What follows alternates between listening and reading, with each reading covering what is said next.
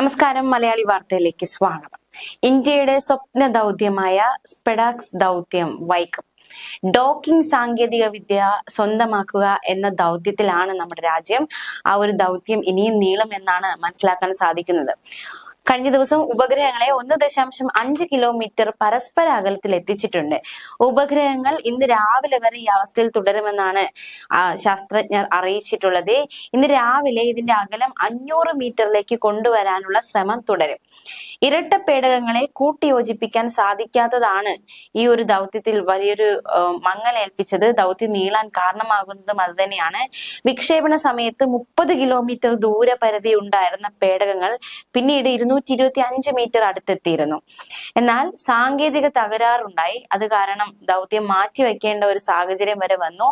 പിന്നീട് 6.8 കിലോമീറ്റർ വരെ അകലത്തിലേക്ക് പ്രവേഗം നിയന്ത്രിച്ച് ഡോക്കിങ്ങിന്റെ ദൂരപരിധിയായ 3 മീറ്റർ അകലത്തിൽ പേടകങ്ങളെ നിർത്താനായുള്ള ശ്രമങ്ങൾ നടത്തിയിരുന്നു. പക്ഷെ ഇതും പരാജയപ്പെട്ടു. ഇനി 3-ാം ശ്രമമാണ് മുന്നിലുള്ളത്. 3-ാം ശ്രമത്തെ വളരെ പ്രതീക്ഷയോടെ, ആകാംക്ഷയോടെ, ആശങ്കയോടെ ISRO ഉറ്റുനോക്കുകയാണ്. ചന്ദ്രയാൻ ഉൾപ്പെടെയുള്ള ഗ്രഹാന്തര ദൗത്യങ്ങൾ, ഇന്ത്യയുടെ ബഹിരാകാശ നിലയം രൂപകൽപ്പന ചെയ്യുന്നത് എന്നിവയിലെല്ലാം ഡോക്കിംഗ് സാങ്കേതിക വിദ്യ വളരെയധികം നിർണായക പങ്ക് വഹിക്കും.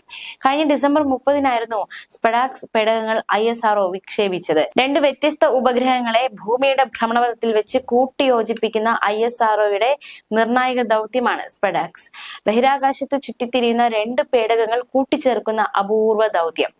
ഇത് വിജയിച്ചാൽ സ്പേസ് ഡോക്കിംഗ് സാങ്കേതിക വിദ്യയുള്ള ലോകത്തെ 4ാമത്തെ രാജ്യമായി നമ്മുടെ രാജ്യം മാറും. 2 ഉപഗ്രഹങ്ങൾക്ക് പുറമെ 24 പരീക്ഷണ ഉപകരണങ്ങൾ കൂടി ഭ്രമണപഥത്തിൽ എത്തിക്കാനുള്ള ശ്രമമാണ് നടക്കുന്നത്.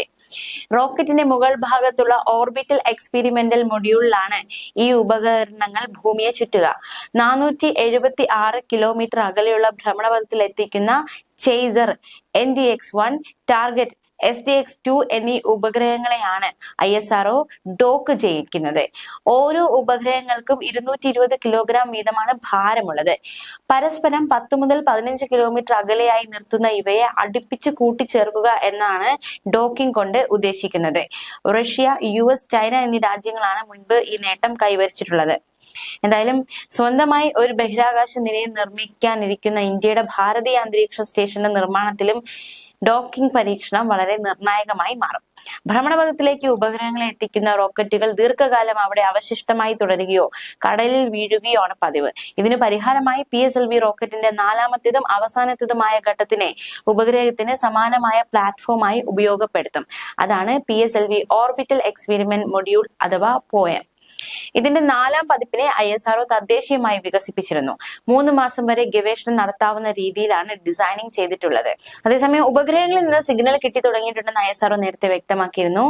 PSLV റോക്കറ്റിന്റെ 4ാം ഘട്ടത്തെ ബഹിരാകാശത്ത് നിലനിർത്തി ചെറു പരീക്ഷണങ്ങൾ നടത്താൻ അവസരം നൽകുന്ന POEM പദ്ധതിയുടെ ഭാഗമായി 24 ചെറു പരീക്ഷണങ്ങളും ബഹിരാകാശത്തേക്ക് അയച്ചിട്ടുണ്ട്.